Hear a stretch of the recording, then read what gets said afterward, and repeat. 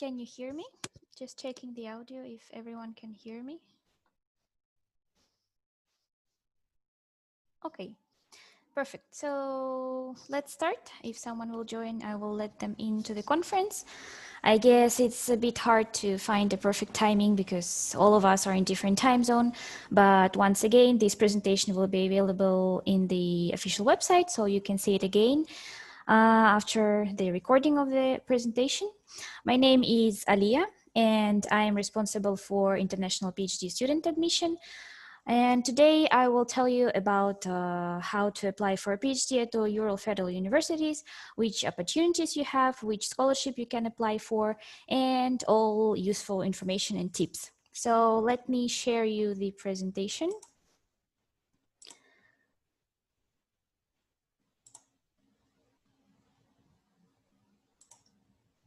Okay, everyone can see the presentation, right?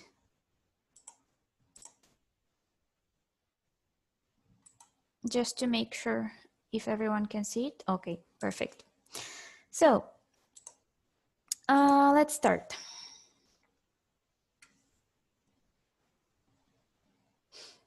Just a second.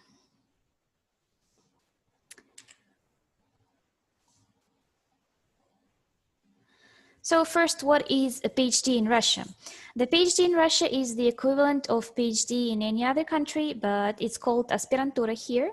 And the duration of the PhD here is from 3 up to 4 years.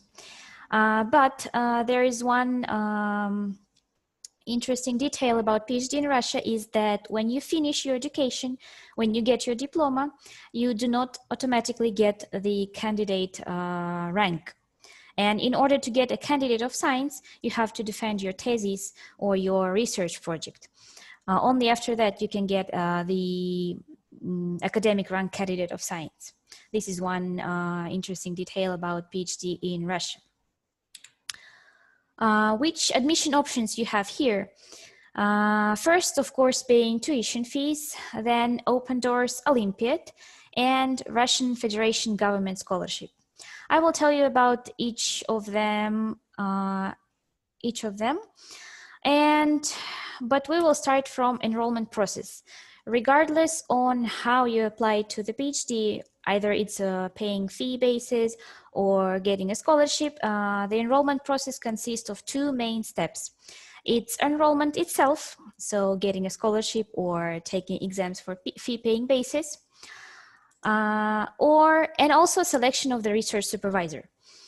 The research supervisor is very, very important because in case the university do not have the suitable research supervisor for you, unfortunately, we have to decline your application. That is why it is very important to start looking for a research supervisor as early as possible. And how can you make it? There are different options. If you go to our official website, just a second.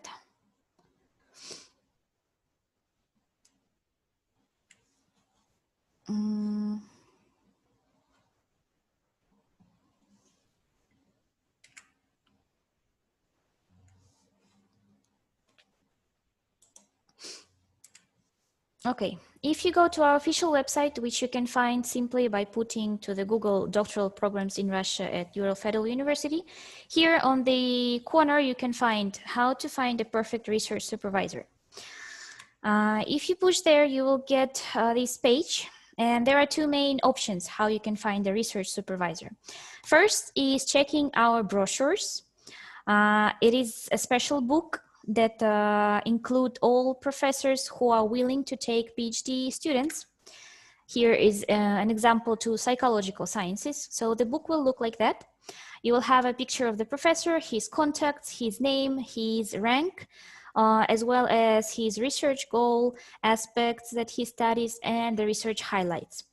And you can go and look through the book and find someone who you are interested to work with, and then send us his contact so that we can talk with him about your possible supervision. Another option is to go to the research portal. What is the research portal? The university research portal consists information about all professors that we have in the university, and as well as their topic of research, their publications, their projects. So if you want to find someone, you simply put to the search bar the topic. For example, here I put supply chain management, and here I can see which professors work with this topic.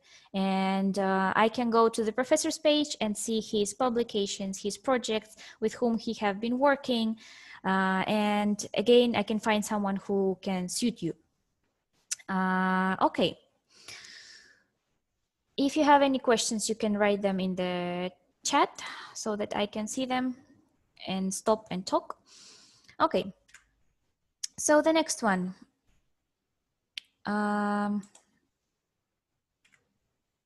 Enrollment on a fee-paying basis. If you're applying to the PhD on a fee-paying basis, you have to pass 3 or 2 exams. The obligatory one for every direction is foreign language. It can be English, German, or French, and special discipline, according to the program that you have chosen. Usually the special discipline is the interview with a potential supervisor. And the last exam is philosophy, but this is only for social and humanitarian directions. Okay, about the fee-paying basis is basically everything is clear, I guess, because it doesn't need anything special. So let's move to the free education.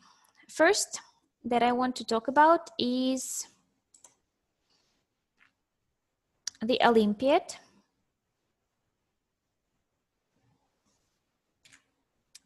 Open Doors Olympiad.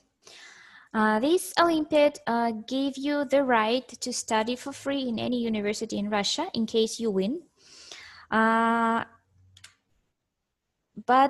there is only 6 programs available for the PhD. Those are biology, chemistry, clinical medicine, linguistics, mathematics, and physical sciences.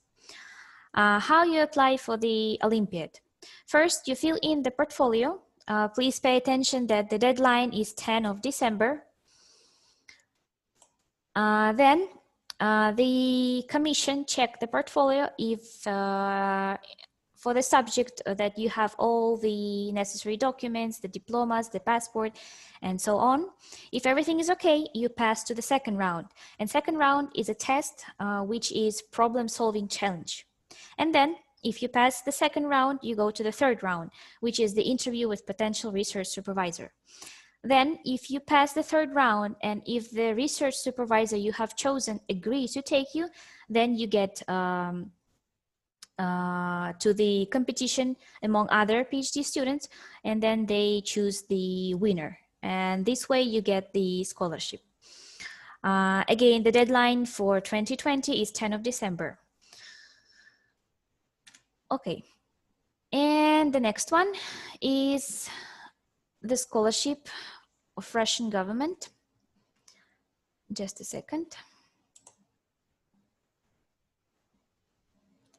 It is a bit slow. Okay, so the Россотрудничество application review order. The Россотрудничество works in the following way. First, there is Россотрудничество or Russian Embassy, which I will talk more a bit later. You apply in the website. The Россотрудничество check your application. They download all the documents. They see that everything is correct and you have everything that you need. And then you get invitation to the selection test. Selection test can be different from country to country. It can be a test, it can be an online interview, it can be a presential interview. It will all depend on your country. Then, if you have passed the selection test, the Россотрудничество sent all your documents to the Ministry of Education of Russia, where they double check the documents, they upload everything to the special platform so that universities can see your application. And then the university have to check everything, that you have all the necessary documents, that you have the research supervisor, again, that is very important, and then they accept or decline your application. Now I will talk a little bit more in details about Россотрудничество and what it is. Okay, just a second.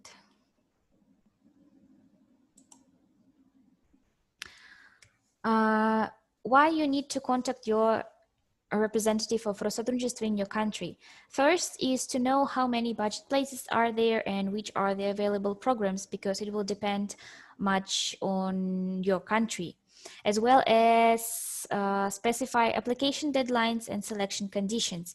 Again, deadlines can be different from country to country. For example, let's say in India, the deadline can be until 5th of July, but for example, in Mexico, the deadline can be until May or April, as an example. Also, the selection conditions can be different. As I told you, the selection test can be different. It can be a test, it can be online interview, it can be presential interview where you have to go actually to the office of Rosatrudничества to have an interview. That is why it is important to contact the Rosatrudничества. How you can find them? Okay.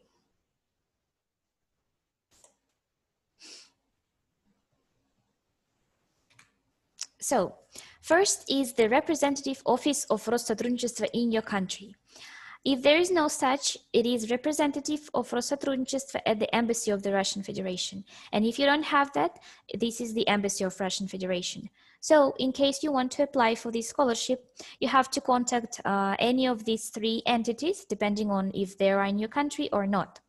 For example, if you go to the official website of Rosatrudничества, here on the right corner, you can find the representative offices in the world, and it will show you all the offices that the Rosatrudничества have in every country.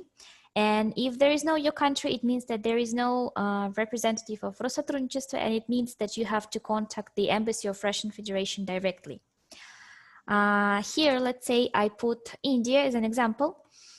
You will see the address of the Rosatrudничества in your country, if there is so, the director, the phone numbers, the email, and the website.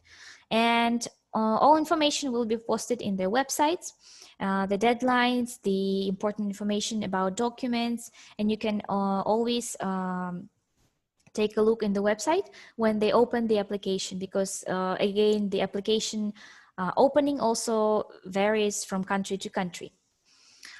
How and where you apply for the scholarship. The website is called Future in Russia. Here you just put sign up and you fill the application form. Let's see how it looks like. So here on the top, you can see the application deadline in the country, depending on the country you are from. Those were this year application deadlines. Here you select everything as, for example, mode of study, which is offline, which means like presential, the PhD, and then the program. And here you put the list of educational organizations which you would like to apply for. I strongly recommend you to apply, to put all 6 universities, just in case of any mistakes that can occur. For example, you choose Ural Federal University as your first university, but you haven't chose any other universities and you just put one. But in case there is some mistake and we decline your application by mistake, and then you don't have any other universities, it means that your application is declined completely. Which is not what you want. That's why it is better to put, to fill in all the 6 universities, so that in case of any mistake, we can get back to the same university that mistakenly declined your application, let's say. Then, another important step,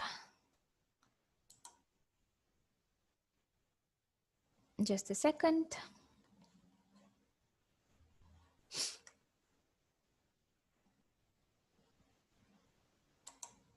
Okay, here, one important button, if you want to study a foundation course, which means the course for Russian language, which is 1 year. If you would like to study a PhD in Russian, you can apply for this course. It will be also funded by the Rosatrudничества. But in case you would like to study a PhD only in English, you don't have to put like this button.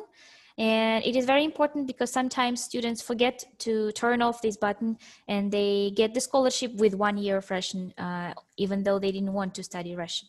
So be careful with this. Then you put just languages and skills, Olympiad achievements. If you have participated in any international Olympiads and you have won something, you can also put all information here. Sport achievements, if you have any sport achievements that you would like to mention too, they can get your additional score. Then there is a screen test. As I told you, the test will depend on your country. As you can see here, it can be interview, competition, the competition portfolio, testing, and the type of the screen test, where it will be. It can be the Embassy of Russian Federation, it can be the Russian Center of Science and Culture, and so on. So for that, you will have to contact the Россотрудничество. Okay, then the most important part is the documents. First is the education document. You have to download the master degree, translated into Russian language, your master degree and your transcript. And also, it is very important so that your master diploma is legalized if it is needed. What it means, some countries' diplomas need legalization in Russian Federation. There are 3 types of diplomas, well, the country's diplomas. First is when they don't need any legalization.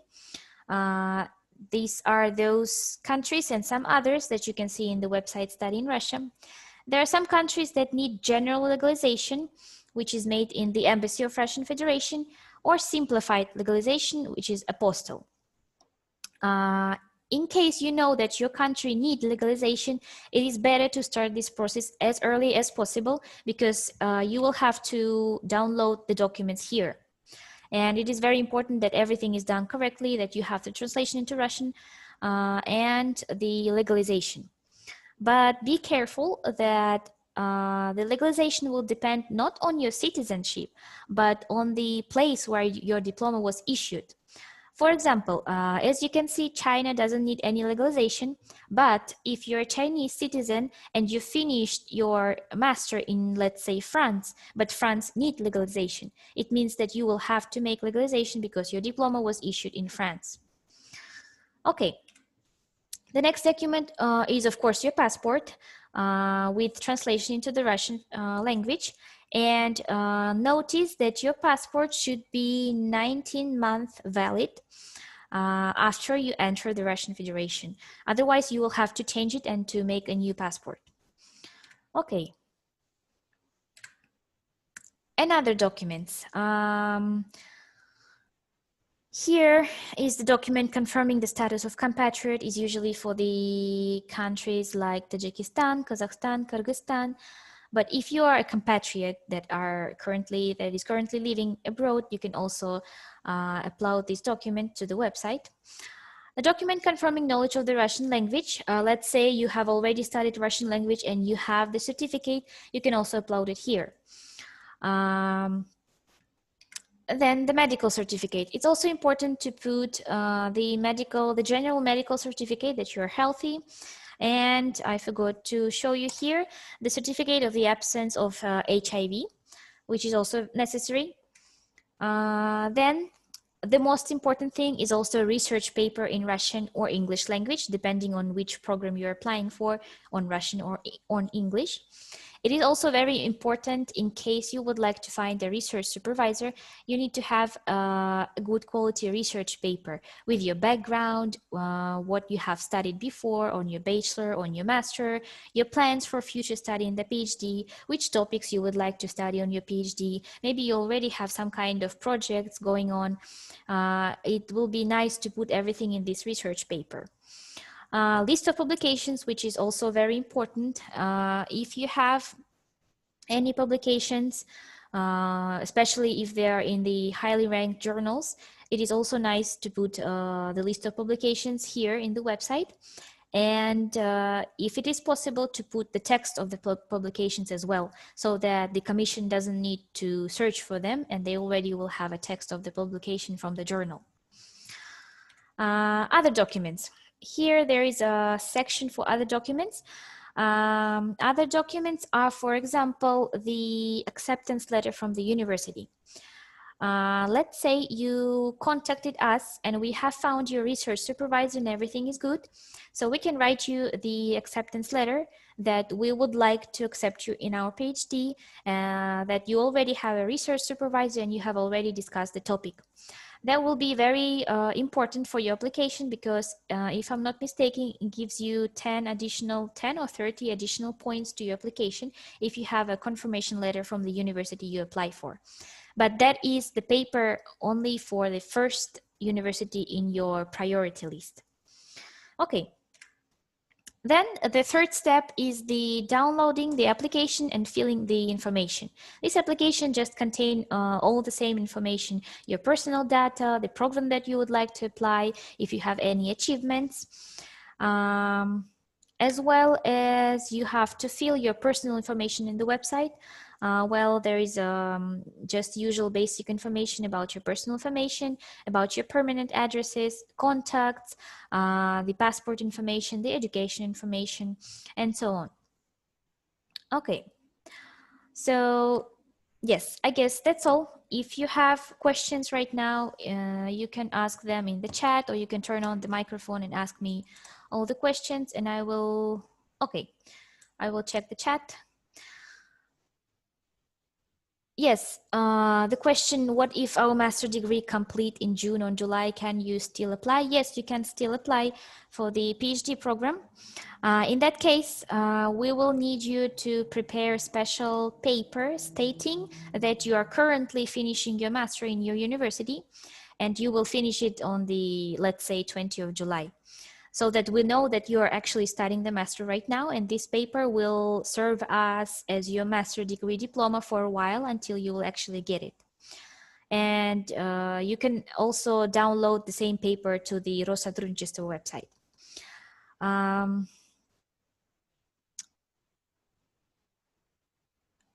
No, if you're currently living in Russia, it doesn't mean that you're a compatriot, because compatriots are people who have been living, for example, in the USSR, and or they have a Russian citizen also.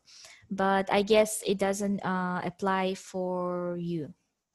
So you don't have to fill in anything in this sector. Okay. If you have any other questions, I am ready to answer. You can, okay.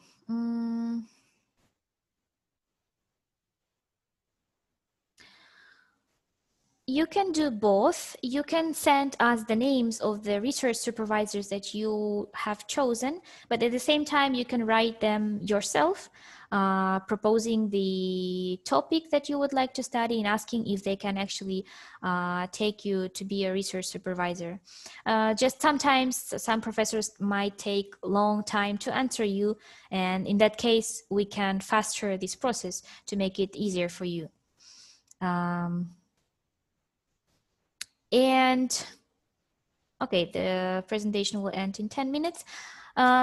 Yes, one more time, the presentation will be available, the recording, I guess, tomorrow in the official website.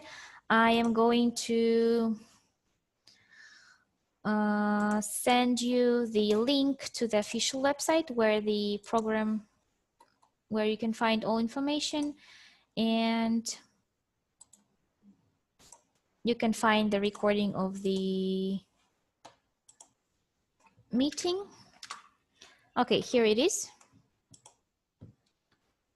Just a second. Okay. As well as in the website, you can find the section with frequently asked questions. Usually, most of the questions and answers to them you can find there. Here, I have sent it in the website.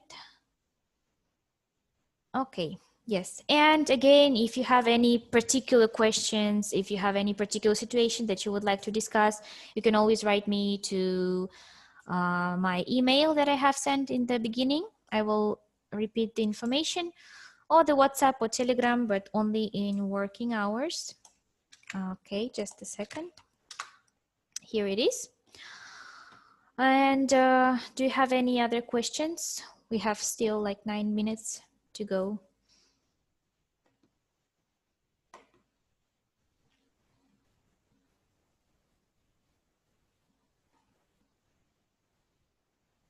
Okay. Okay. Another question, research paper.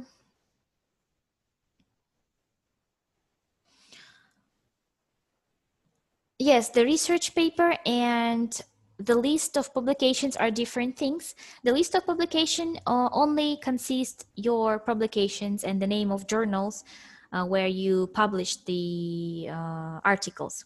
But the research paper is more about your, first about your background, what you have studied before on your master, what was the topic of your master thesis. And the second part is what you would like to study in the PhD.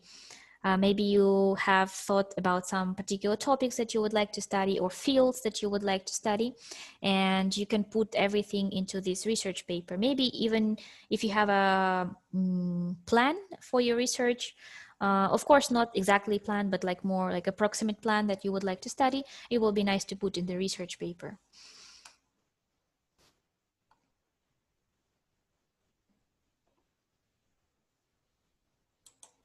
Okay, any other questions?